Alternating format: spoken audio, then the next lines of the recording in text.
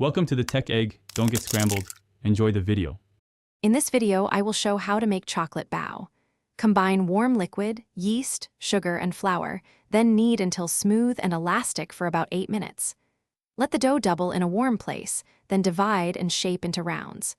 Add a chocolate filling, seal carefully, and steam for about 12 to 15 minutes. Cool briefly before serving so the filling firms up and the bao stays fluffy and tender today.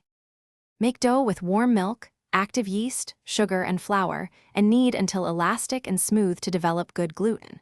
Rest the dough covered to double in size, which makes the bao airy.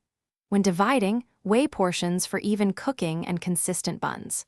Wrap chocolate tightly so it doesn't leak during steaming. Use gentle steam and avoid rapid temperature changes to keep the bao tender and perfectly shaped for serving. Fill each dough round with a centered piece of chocolate or a spoonful of ganache that is not too runny to prevent seepage. Pinch and twist the seams to fully enclose the filling and form a smooth top.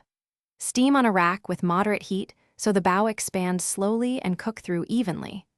Let buns rest a few minutes after steaming to avoid collapse and to let the chocolate set inside.